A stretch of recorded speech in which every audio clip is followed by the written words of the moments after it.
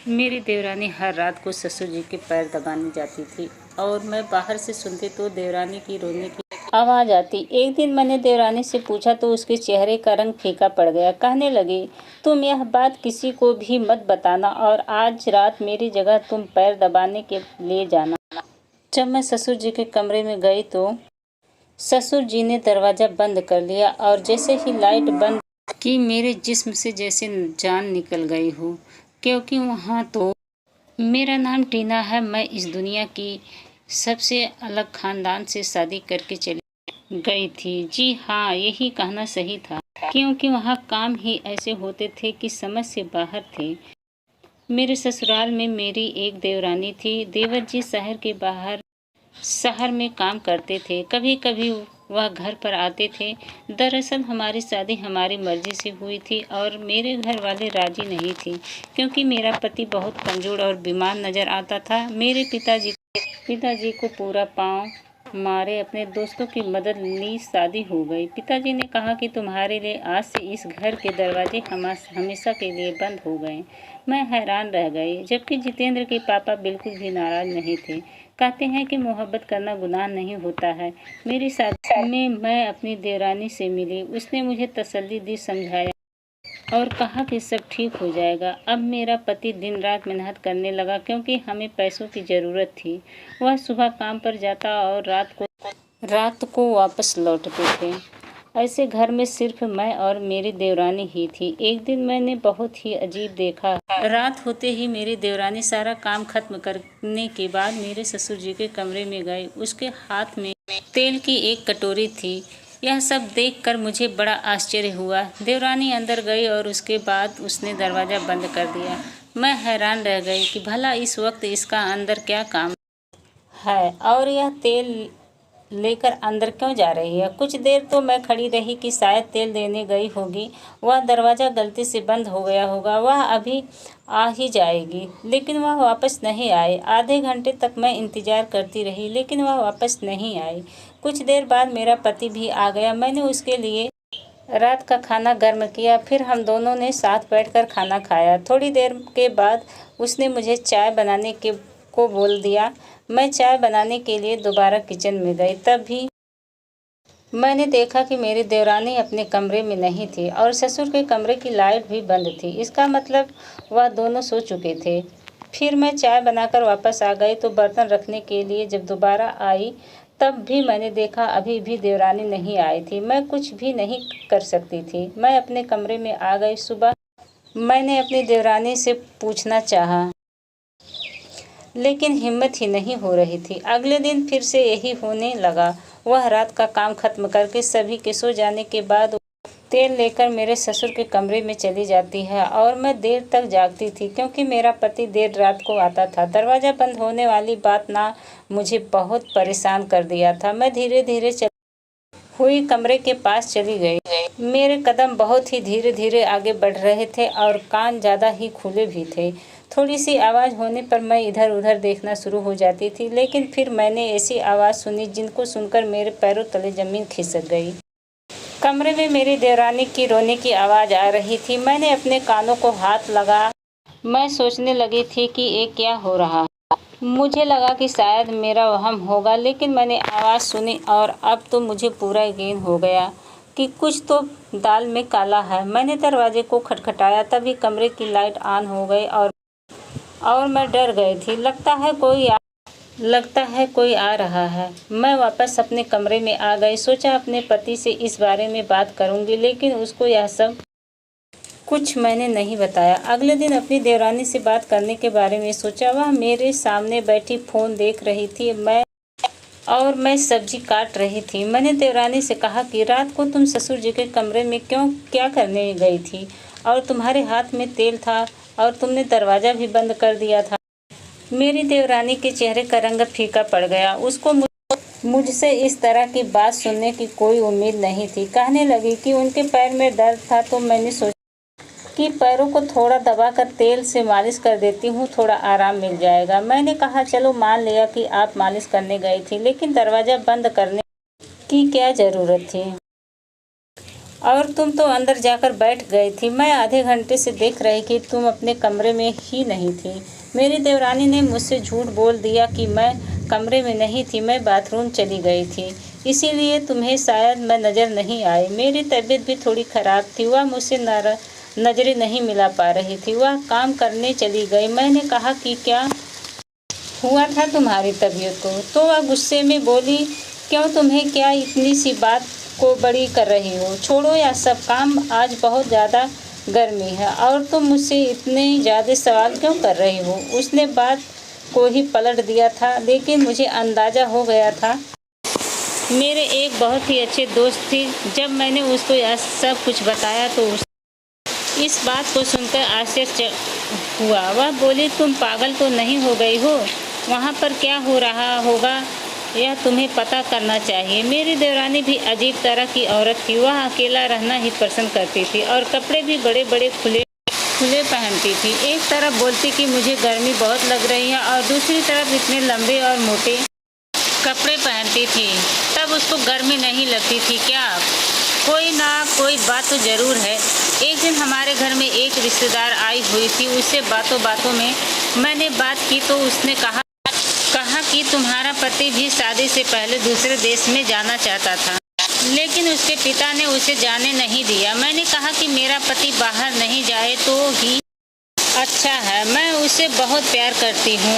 उन्होंने कहा कि हाँ, तुम्हारी देवरानी का भी वह पति बाहर होता है।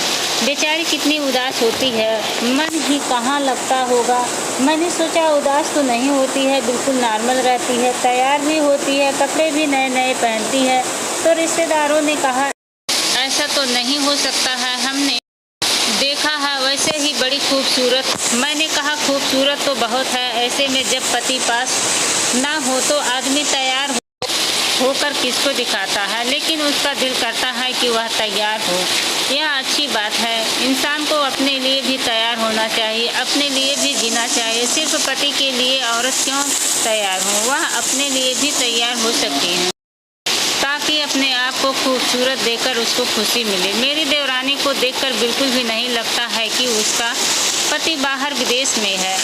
ना उस घर में मेरे देवर की कभी कोई चर्चा होती थी, ना ही उसका कोई नाम लेता था और ना मैंने कभी उसकी कोई फ़ोटो देखी थी। देवरानी को भी कभी अपने पति से बात करते हुए नहीं देखा। अगर पति बाहर देश में है तो फ़ोन पर तो बात करता ही होगा। और यहाँ तक कि मेरे ससुर जी कभी जिक्र नहीं करते कि मेरा बेटा बाहर देश में है। एक दिन हम सब खाना खा रहे थे तो मेरे ससुर जी ने कहा, भगवान ने मुझे एक ही बेटा दिया है और यह सब कुछ उसी का ही है। साथ में ही वह खांसने लगे। मैंने कहा कि पापा, आपकी एक और बेटी भी तो है। कहने लगा, हाँ, एक और बेटा भी है, गलती हो गई मुझसे, बाप थोड़ी कभी अपनी औलाद को भूल सकता है। मैं तो मजाक कर रहा था। हम सब हैरान हुए कि यह कैसे भूल गए। मेरे पति ने भी अपनी अजीब सी शक्ल बना ली और देवरानी भी इधर उधर देखने लगी। ऐसा लगे कि यह तीनों ही मुझसे कुछ न कुछ छुपा रहे हैं, लेकिन मेरी देवरानी की वही आदत थी। मैंने फिर उससे सवाल किया तो कहने लगी कि ससुर के पैरों में दर्द होता है, जब तक उनके पैरों को नहीं दबाती उसको नींद नहीं आती। लेकिन मैं यह सोच रही थी कि जब वह सो जाते फिर भी यह अपने कमरे में वापस क्यों नहीं आती, ससुर जी के कमरे में ही क्यों रहती है? क्या पूरी रात ही पैर दबाती रहती है? यह रोज़ ससुर के कमरे में जाती है फिर वहीं पर सो जाती है, इसका वहाँ क्या काम है? और वह आवाज़ें, उनके बारे में तो सोच सोचकर मेरा दिमाग भी घूम जाता था जो मैं सोचना भी नहीं चाहती थी, जो इस घर में हो रहा था। एक दिन तो अचानक ऐसा हुआ कि मैं अचंभित रह गई। मैंने अपनी देवरानी को कपड़े बदलते हुए देख लिया था। वह मुझे देखकर एकदम से चौंक गई, लेकिन उससे ज़्यादा तो मैं सदमे में थी। मैंने कहा कि आप तो माँ बनने वाली हैं और आपने मुझे बताया भी नहीं। इतनी बड़ी बात उसकी ज़बान मानो उसका साथ नहीं दे रही थी। पहले तो वह बहुत घबरा गई, फिर खुद को संभाल कर बोली, हमारे ख़ानदान में यह सब बताया नहीं जाता है। जब तक बच्चा 7 महीने का नहीं हो जाता तब तक किसी को यह बात नहीं बताई जाती। कहते हैं कि बताने से नज़र लग जाती है, इसलिए मैंने किसी को भी यह बात नहीं बताई कि मैं माँ बनने वाली हूँ। मैंने कहा कि मेरे पति ने भी मुझे यह बात नहीं बताया। कभी ससुर ने भी इसका जिक्र नहीं किया। क्या उन लोगों को भी नहीं पता है? मेरी देवरानी को कुछ समझ में नहीं आ रहा कि मैं क्या जवाब दूं। उसने कहा, शायद भूल गए होंगे।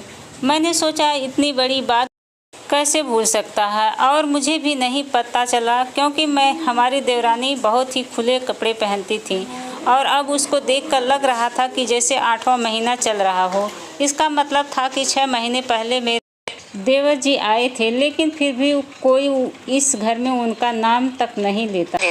क्या उनकी कोई दुश्मनी थी या उनको पसंद नहीं था? इस घर में रहते हुए मुझे अभी 1 महीना ही हुआ था, वह भी उनके लिए कुछ नहीं भेजता था, ना कोई पार्सल ना कोई फ़ोन। फिर मैंने सोचा कि एक तो मेरी देवरानी की यह हालत है, ऊपर से मेरे ससुर जी फिर भी उसको अपने पैर दबाने के लिए बुला लेते हैं, अपने पैरों पर मालिश करवाते हैं, वह भी हर रोज़। उनको इतना तो सोचना चाहिए कि यह पेट से है, इसको आराम की ज़रूरत है। एक दिन हम सब खाना खा रहे थे तो मैंने अपनी देवरानी को कहा कि मैंने आपके लिए चाट बनाई है, ऐसी हालत में तो आपका चाट खाने का तो मन करता ही होगा। यह बात सुनकर देवरानी के गले में खाना अटक गया और ससुर जी ने भी उसको बड़ी हैरानी से देखा। वह सब सामने कहने लगे कि तुम्हें क्या हो गया? तुम्हें किसने कह दिया कि मैं पेट से हूँ, जबकि मेरा पति ही मुझसे मिलने के लिए नहीं आया है? तो मेरे कदमों तले ज़मीन खिसक गई कि मैं कैसे, मेरी देवरानी ने तुरंत ही झूठ बोल दिया था, जबकि मुझे अच्छी तरह से पता था वह पेट से है, और अगर उसका पति नहीं आया तो फिर यह बच्चा किसका है? मेरे ससुर जी भी कहा कि वह तुमसे मजाक कर रही थी और तुमने सच मान लिया। बेटी, अभी ऐसी कोई खुशखबरी नहीं है। इस खुशखबरी के लिए हम तो तुम लोगों की तरह ही देखते हैं। जल्दी से कोई खुशखबरी सुना दो, हमें तो इस घर में भी चहल पहल हो जाएगी। मेरे ससुर जी ने अचानक ही मेरी देवरानी को कहा कि तुम्हें तुम्हारी मम्मी के घर छोड़कर आना था। आओ, मैं तुम्हें छोड़कर आता हूँ। मैं तो भूल ही गया था और तुम भी याद नहीं दिलाती हो। अब इसका पति घर पर नहीं है तो यह जिम्मेदारी मुझे ही पूरी करनी होगी। जब यह कहती है तो इसको मायके छोड़ आता हूँ, जब बोलती है तो वापस ससुराल ले आता हूँ। मेरे ससुर जी मुझे सफाई दे रहे थे। उन्होंने कहा, इसके पिताजी के साथ मेरी पुरानी दोस्ती है, वहाँ भी थोड़ी देर बैठकर बातें कर लेता हूँ, अच्छा टाइम पास हो जाता है। तुम दोनों मियाँ बीवी बैठकर खाना खाओ, हम चलते हैं। मेरी देवरानी के चेहरे का रंग उड़ गया। वह मेरी तरफ एकटक लगाए देख रही थी जैसे कि मैंने उसकी ज़िंदगी बर्बाद कर दी हो। मेरे ससुर जी को उसको लेकर वहाँ से चले गए, जबकि इससे पहले तो ऐसी कोई बात नहीं थी कि आज ही लेकर जाना है। जब वह लेकर चले गए तो मेरे पति ने मुझसे पूछा कि तुमको यह सब किसने बताया है? तुम इस तरह की बातें क्यों कर रही हो? मैंने कहा कि मैंने देखा था कि उनका पेट बड़ा हुआ है। मेरे पति भी हंसने लगे। उनका पेट खाने से बड़ा है और तुम समझ रही हो कि वह प्रेग्नेंट है। मेरे भाई 2 साल से घर नहीं आया है तो बच्चे कहाँ से आ जाएंगे? मैंने अपने पति को कुछ भी नहीं कहा और ना ही कोई बहस की, पर बात साफ थी और मैंने अपनी आंखों से ही देखा था कि मेरी देवरानी पेट से थी और उसका 6वां महीना चल रहा था। लेकिन वह यह बात क्यों छुपा रही थी? और अगर छुपा ही रही थी तो कब तक छुपाएगी? क्या उसने वह बच्चा पैदा नहीं करेगी? मेरे ससुर जी मेरी देवरानी को मायके छोड़कर रात तक वापस आए तो अपनी देवरानी को देखकर मैं फिर से हैरान रह गई। उसके चेहरे पर एक बहुत बड़ा निशान बना हुआ था, जैसे किसी ने मारा हो। मैं आगे बढ़ी। मैंने कहा कि क्या हुआ, यह कैसे लगी आपको? तो कहने लगी कि मैं रिक्शे से गिर गई और मेरा मुंह है ज़मीन पर जा लगा। मैं हैरान रह गई। मेरी देवरानी को देखकर लग रहा था कि वह झूठ बोल रही है। वह अपने कमरे में चली गई और उसने खाना भी नहीं खाया। अगर वह रिक्शे से गिरी होती तो उसका मुंह ज़मीन पर लगा होता तो उसके बच्चे को भी नुकसान होता, जबकि ऐसा कुछ भी नहीं हुआ।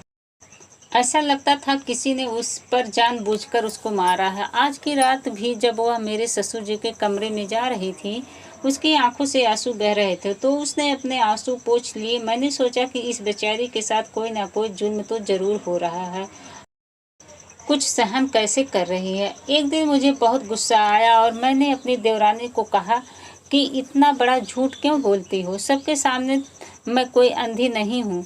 मैंने तुम्हें अपनी आंखों से देखा कि तुम माँ बनने वाली हो। तुमने कोई नकली पेट नहीं लगा रखा है और तुम इतना खाती भी नहीं हो कि तुम मोटी हो जाओ। तुम्हारे पेट में किसका बच्चा है? जब तुम्हारे पति 2 साल से घर नहीं आए तो यह बच्चा किसका है? मेरी देवरानी ने मेरी बात सुन ली, लेकिन जवाब कुछ नहीं दिया। मैंने कहा, उस कमरे में से वापस क्यों नहीं आती हो?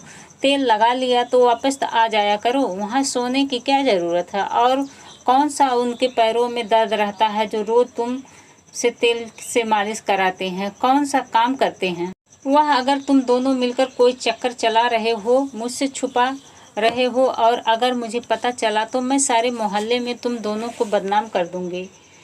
नहीं, तुम लोग को मुझे पता है, एक औरत आदमी के बगैर नहीं रह सकती। तुम्हारा पति 2 साल से घर नहीं आया, लेकिन इसका मतलब यह नहीं है कि तुम इस इज्जत का सौदा कर दो। और उस बच्चे का क्या कसूर है? यह इस दुनिया में आएगा तो इसको अपना बाप कहेगा। क्या तुम इसको इस दुनिया में लेकर नहीं आना चाहते? कब तक छुपाओगी? क्यों अपनी जिंदगी बर्बाद कर रही हो? मेरी देवरानी को भी गुस्सा आ गया। उसने कहा, ठीक है, तुम्हें यही लगता है कि मैं अपने ससुर के कमरे में जाती हूँ और मेरा बच्चा भी मरे? पति का नहीं तो आज मेरी जगह है। तुम मेरे ससुर के कमरे में जाओ, उनको तेल से मालिश करना और फिर देख लेना कि वहाँ पर क्या होता है। मैंने कहा, ठीक है, मैं चली जाऊँगी, देखती हूँ क्या होता है। उसने कहा कि ससुर के पहले ही कमरे की लाइट ऑफ की होती है और तुम्हें वह इतना ही कहेंगे कि तेल लगा दो, तुम आराम से लगा देना, उसमें कोई मसला नहीं है। मैंने कहा, ठीक है, मैं भी जाऊंगी और देखूंगी अंदर होता क्या है। मुझे पता था कि औरत की गलती नहीं होती है, औरत जीत कर भी हार जाती है, लेकिन फिर भी यहाँ पर मुझे गलती देवरानी की ही लग रही थी। अगर कुछ गलत हो रहा था तो वह फिर किसी को बताती क्यों नहीं थी? अगर मेरे ससुर जी उससे जबरदस्ती कर रहे थे तो फिर वह यह बर्दाश्त क्यों कर रही थी? मैंने अपने पति से बात क्यों नहीं करना चाहती? ना ही मेरे पति को बताती, किसी को कुछ नहीं बताती। कम से कम मुझे तो बता देती, मैं उसकी मदद कर देती। जिस किस्म की आवाज़ मैंने सुनी, मुझे अपनी जवानी पर भी शक हो रहा था। मेरा पति तो वैसे ही देर से आता था। मेरे ससुर 10 बजे ही सो जाते थे, इसलिए मेरी देवरानी ने मुझे कहा कि जाओ, आज तुम चली जाओ। मैंने देखा कमरे की लाइट पहले से ही बंद थी। मैंने हाथ में तेल की कटोरी ली और अंदर चली गई। मेरी देवरानी ने कहा था कि अंदर जाते ही दरवाज़ा बंद कर लेना और कोई पूछे तो आगे से सिर्फ हाँ हूँ ही करना। मुझे डरने की भी क्या ज़रूरत? यह मेरे ससुर थे, अगर पता चल भी जाता तो मैं फौरन बाहर आ जाते। मेरी देवरानी बाहर ही खड़ी रही, लेकिन जब मैं अंदर गई तो मेरे ससुर ने अंदर जाते ही ऐसी बात कही कि मैंने अपने कानों को हाथ लगा लिया। कहने लगे, मेरी जान आज इतनी देर क्यों लगा दी? मैं पूरी तरह हैरान रह गई। मेरे पास बैठो, खड़ी क्यों हो गई? नाराज हो क्या? मैं बैठी थी। उसने कहा, यह मेरे ससुर नहीं, मेरे पति हैं और मेरी शादी हुई है। तुमने जो आवाज़ सुनी वह इस वजह से थी। ऐसी हालत में मैं पैर दबाकर बुरी तरह से थक जाती थी, इसलिए मेरे मुंह से ऐसी आवाज़ आने लग जाती। यह आपके ससुर जी अच्छे इंसान नहीं हैं, मुझ पर जुल्म करते हैं, मुझे अपना गुलाम समझते हैं क्योंकि मेरे आगे पीछे कोई नहीं है, लेकिन यह मेरे ही पति हैं और यह बच्चा भी इन्हीं का है। उसने कहा था कि जब बच्चे के दिन आ जाएंगे तो वह मुझे गांव भेज देगा और फिर कुछ न कुछ करके कह देगा कि यह बच्चा गोद लिया हुआ है। तुम्हारे पति ने मिलकर यह प्लान बनाया था कि तुम्हें यह बात पता न चले, नहीं तो बदनामी होगी। हमारे खानदान में यह बात किसी को भी नहीं पता। जो औरत इस घर में आई थी वह तो मेरे पति की बहन थी, इसलिए वह भी हमारे साथ मिली हुई थी। जब तुमने सबके सामने कहा कि आप पेट से हो तो मेरे पति पति ने मुझ पर बहुत गुस्सा किया और मुझ पर हाथ भी उठाया। तभी मेरे चेहरे पर घाव थे। सारे रास्ते उसने मुझे बात सुनाई थी। यह खानदान बहुत ही अजीब है।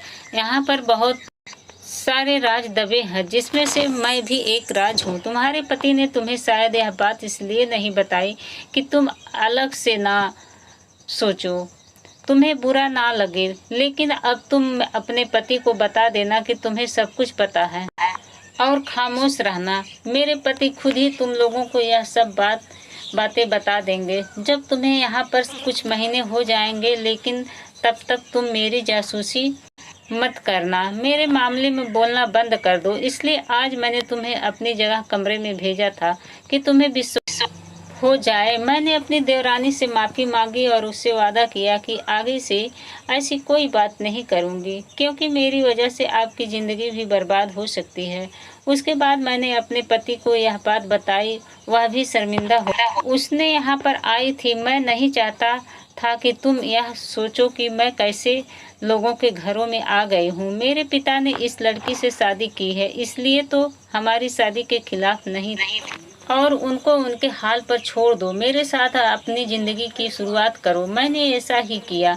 ससुर के यहाँ बेटी पैदा हुई, फिर उसके अंदर भी थोड़ी सी शर्म आई, क्योंकि पहले उनकी कोई बेटी नहीं थी। अब वह अच्छी तरीके से रहते हैं और अपनी पत्नी का ख्याल भी रखते हैं।